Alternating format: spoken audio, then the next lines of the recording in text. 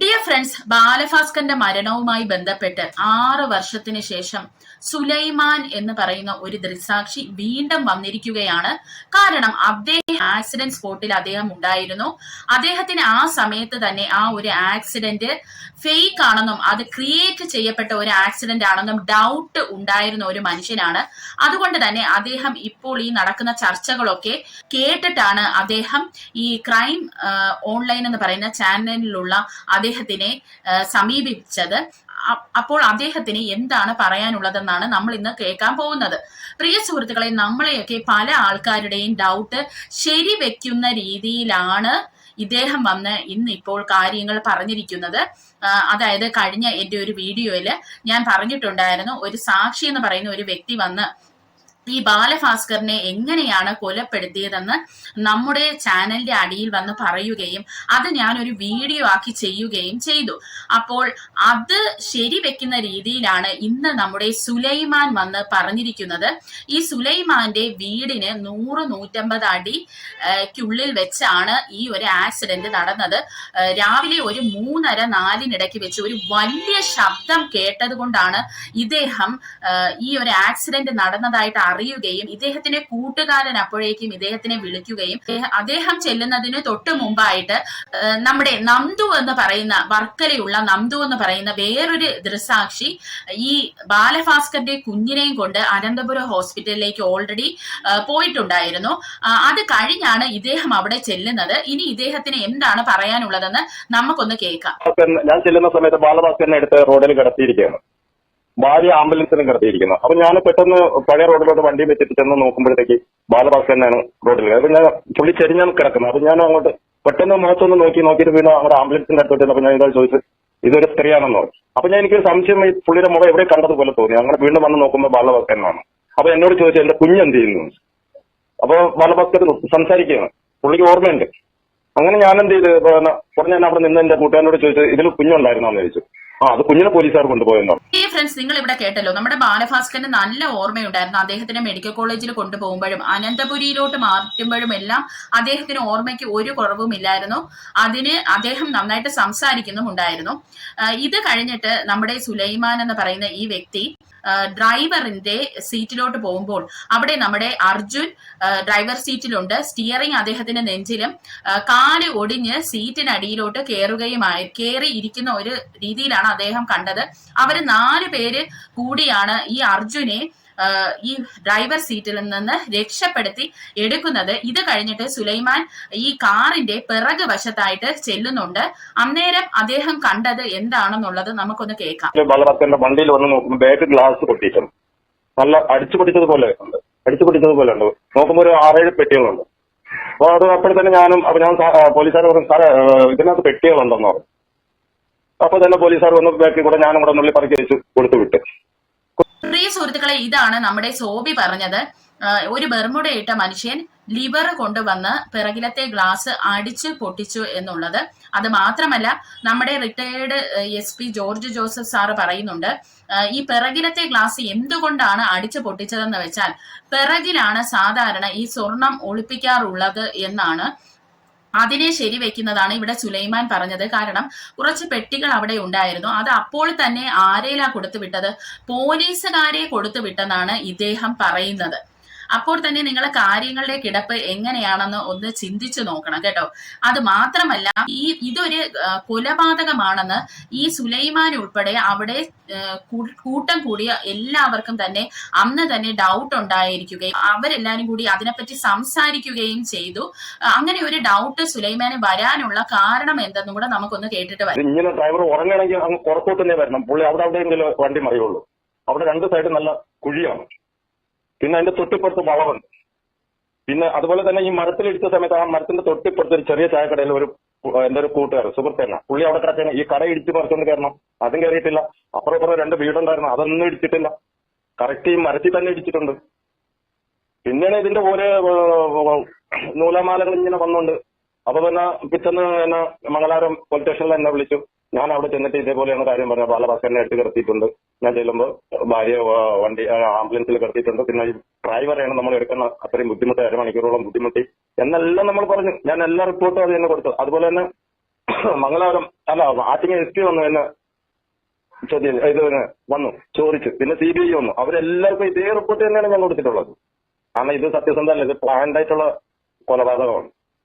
Dear friends, എന്റെ മുന്നത്തെ വീഡിയോയിൽ ഞാൻ പറഞ്ഞിട്ടുണ്ട്, ഈ ഒരു ആക്സിഡന്റ് സ്പോട്ട് ചെന്ന് കണ്ടവരെല്ലാം തന്നെ, അതായത് വിദഗ്ധരായവരെല്ലാം തന്നെ പറഞ്ഞിട്ടുള്ളത് ഇതൊരു പ്ലാൻഡ് ആയിട്ടുള്ള ആക്സിഡന്റ് ആണ്. അത് തന്നെയാണ് ഇവിടെ സുലൈമാനും പറയുന്നത്. ഇനി അടുത്ത എന്താണ് അദ്ദേഹത്തിന് പറയാനുള്ളതെന്നും കൂടെ നമുക്ക് കേൾക്കാം. ഒരു ചെറിയ കാര്യം ഞാൻ ചോദിച്ചോട്ടെ, സുലൈമാൻ ചേട്ടൻ ഈ കാണാൻ ചെല്ലുമ്പോൾ ഈ ബാലഭാസ്കറിന്റെ നിലത്ത് റോഡിൽ കിടത്തിയിരിക്കുകയാണ് അല്ലെ ചേട്ടൻ? റോഡിന്റെ സൈഡിൽ കിടത്തിയിരിക്കുന്നു. വലിയ അപകടങ്ങളൊന്നും ഇല്ലായിരുന്നു, അദ്ദേഹത്തിന്റെ ദേഹത്ത് വലിയ പരിക്കുകളൊന്നും ഉണ്ടായിരുന്നില്ല? ഒരു പരിക്കുമില്ല, പുള്ളിക്ക് ഒരു പരിക്കുമില്ല. ആണല്ലേ? അതെ, പുള്ളിക്ക് ഒരു പരിക്കുമില്ല. പുള്ളി നല്ലപോലെ എന്നോട് ചോദിച്ചു എന്റെ മകൾക്ക് എന്ത് പറ്റിയെന്ന് ചോദിച്ചു. അപ്പോഴാണ് ഞാൻ അറിയുന്നതും അവിടെ നിന്ന് അപ്പൊ പോലീസുകാർ കുട്ടിയെ കൊണ്ടുപോയെന്നും പറഞ്ഞു.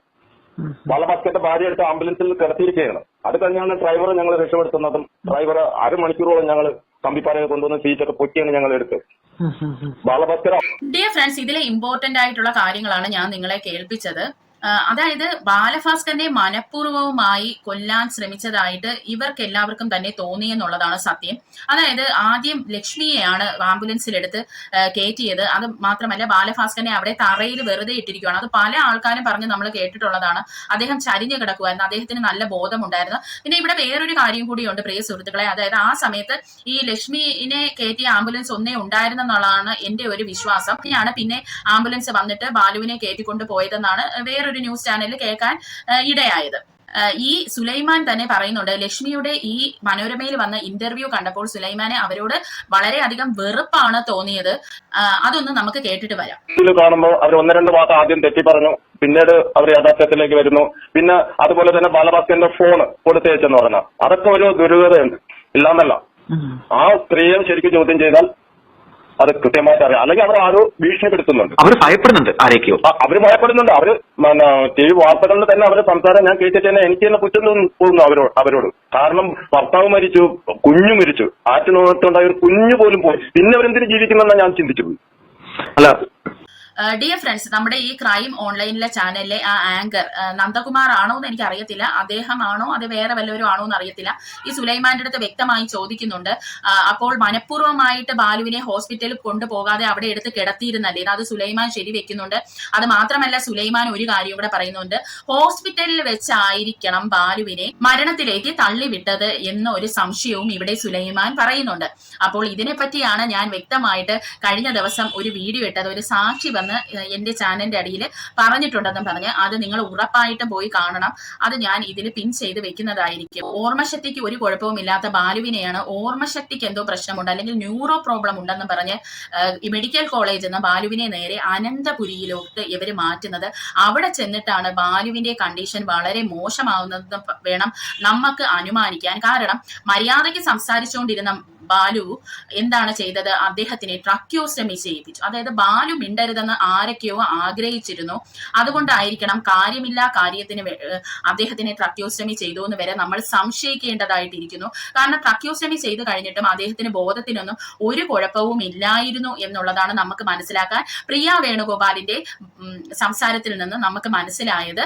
അത് മാത്രമല്ല പലരും ചോദിക്കുന്നുണ്ട്, എന്തുകൊണ്ടാണ് ബാലു സംസാരിക്കുന്നുണ്ടായിരുന്നെങ്കിൽ പ്രിയ വേണുഗോപാലിനോടും അച്ഛനോടും ഒന്നും സത്യം പറയാതിരുന്നതെന്ന്. അത് ഇവിടെ പ്രിയ വേണുഗോപാൽ തന്നെ പറയുന്നുണ്ട്, ബാലുവിനെ കൊന്നുകളയും അല്ലെങ്കിൽ അപായപ്പെടുത്തുമെന്നുള്ള ഒരു സൂചന ഒട്ടും തന്നെ ബാലുവിന് ഇല്ലായിരുന്നു. അദ്ദേഹത്തിന്റെ മുഖത്തിൽ നിന്നോ സംസാരത്തിൽ നിന്നോ അവർക്ക് അത് റീഡ് ചെയ്തെടുക്കാനേ പറ്റിയില്ല. അതായത് ബാലുവിന് ഇതിനെപ്പറ്റി ഒന്നും തന്നെ അറിയില്ലായിരുന്നു. പക്ഷേ ഈ സ്വർണം കയറ്റുന്നതിനെ പറ്റി ബാലുവിന് അറിയാമായിരുന്നു എന്നുള്ളതാണ് സോബി പറഞ്ഞത്. അതിനെപ്പറ്റിയും ഞാനൊരു വീഡിയോ ഇട്ടിട്ടുണ്ട്. അതായത് ലക്ഷ്മിയുടെ അറിവോട് കൂടിയാണ് സ്വർണം കാറിൽ കയറ്റിയതെന്നും ബാലു അതിന് ദേഷ്യപ്പെടുകയും ചെയ്തു ലക്ഷ്മിയോടൊന്നും ഉള്ളത്. ആ വീഡിയോയും ഞാൻ ഇതിൽ പിൻ ചെയ്തിരിക്കാം, അത് നിങ്ങൾ ഉറപ്പായും പോയി കാണാം. പ്രിയ സുഹൃത്തുക്കളെ, ഒരു കാര്യം എനിക്ക് നിങ്ങളുടെ അടുത്ത് ഉറപ്പ് പറയാൻ പറ്റും, സത്യം എത്ര നാള് മൂടി വെച്ചാലും ഒരു ദിവസം അത് മറ നീക്കി പുറത്ത് വരുമെന്നുള്ളത് 100% ഉറപ്പാണ്. അതാണ് നമ്മൾ ബാലഭാസ്കറിന്റെ കാര്യത്തിൽ കണ്ടുകൊണ്ടിരിക്കുന്നത്. അതായത് നമ്മുടെ പോലീസ് സേന അല്ലെങ്കിൽ നമ്മുടെ നിയമവ്യവസ്ഥ തന്നെ കയ്യിലെടുത്ത് വെച്ച് അമ്മാനമാടുകയാണ് ഇവിടെ പലരും. എന്നിട്ടും ബാലുവിന്റെ കേസ് ഇങ്ങനെ വീണ്ടും വീണ്ടും പുറത്തോട്ട് വന്നുകൊണ്ടിരിക്കുകയാണ്. അതുപോലെ തന്നെ ഇവിടെ ഒരു കാര്യം ഞാൻ പ്രത്യേകിച്ചൊന്ന് എടുത്തു പറഞ്ഞോട്ടെ. ബാലഭാസ്കർ ലക്ഷ്മിയെ ഡിവോഴ്സ് ചെയ്യാൻ റെഡിയായി ഇരുന്ന സമയങ്ങളുണ്ടായിരുന്നു. ലക്ഷ്മി ഡിമാൻഡിങ് ആണെന്നും ലക്ഷ്മിയെ ബാലഭാസ്കറിനൊത്തും തന്നെ ജീവിതത്തിൽ കൊണ്ടുപോകാൻ താല്പര്യമില്ലായിരുന്നെന്ന് അദ്ദേഹം പല ഫ്രണ്ട്സിനോട് പറഞ്ഞെന്നാണ് അദ്ദേഹത്തിന്റെ അച്ഛനും അമ്മയും ഒക്കെ പറയുന്നത്. അങ്ങനെയാണെങ്കിൽ ഇന്ന് ഒളിച്ചിരിക്കുന്ന ആ ഫ്രണ്ട്സ് ഒക്കെ നാളെ ഒരു സമയത്ത് പുറത്തു വന്ന് ഇതൊക്കെ പറയുമെന്ന് 100% ഉറപ്പാണ് പ്രിയ സുഹൃത്തുക്കളെ. കാരണം ബാലഭാസ്കർ എന്ന് പറയുന്നത് ഒരു പ്യുവർ സോൾ ആണ്. അതുകൊണ്ടാണ് വീണ്ടും വീണ്ടും എത്ര നമ്മൾ മൂടി വെക്കാൻ ശ്രമിച്ചിട്ടും അദ്ദേഹത്തിന്റെ ഈ ഒരു കേസ് മറ നീക്കി പുറത്ത് വന്നുകൊണ്ടേ ഇരിക്കുന്നത്. അതുപോലെ തന്നെ ബാലുവിനെ സ്നേഹിച്ചിരുന്ന ഈ കൂട്ടുകാർ, അല്ലെങ്കിൽ ബാലു പല കാര്യങ്ങളും ഷെയർ ചെയ്തിരുന്ന ഈ കൂട്ടുകാർ നാളെ അവർ പ്രായം ചെല്ലുമ്പോൾ അവർക്ക് തന്നെ തോന്നും, ഞാൻ ഇന്ന കാര്യം കൂടി ഈ ലോകത്തിനോട് വിളിച്ചു പറഞ്ഞിട്ട് വേണം ഈ ലോകത്തുനിന്ന് വിട ചൊല്ലി പോകാൻ എന്ന് അവർക്ക് പലർക്കും തോന്നിയും അവര് ഈ ലക്ഷ്മിയുടെ തനി സ്വരൂപം തുറന്നു കാട്ടുമെന്നുള്ളത് ഉറപ്പായ ഒരു കാര്യമാണ് പ്രിയ സുഹൃത്തുക്കളെ. പേഴ്സണലി ഒരു സ്ത്രീ എന്നുള്ള നിലയിൽ ഞാൻ ലക്ഷ്മിയെ 1% പോലും വിശ്വസിക്കുന്നില്ല എന്നുള്ളതാണ് എനിക്കിവിടെ നിങ്ങളുടെ അടുത്ത് പറയാനുള്ളത്. ബാലഭാസ്കർ എങ്ങനെയാണ് മരണപ്പെട്ടതെന്നുള്ളതും ആ വീഡിയോ നിങ്ങൾ ഉറപ്പായും പോയി കാണണം. കാരണം നിങ്ങളുടെ മനസ്സിലൊക്കെയുള്ള പല സംശയങ്ങൾക്കും ഒരു ഉത്തരമാണ് ആ ഒരു വീഡിയോ എന്ന് പറയുന്നത്. അത് ഒരാളുടെ സൃഷ്ടിയായിരിക്കാം, എന്താണെന്ന് നമുക്കറിയില്ല. എന്തായാലും ആ ഒരു വീഡിയോയിൽ സത്യങ്ങൾ പലതും മറനീക്കി പുറത്തു വരുന്നുണ്ട്.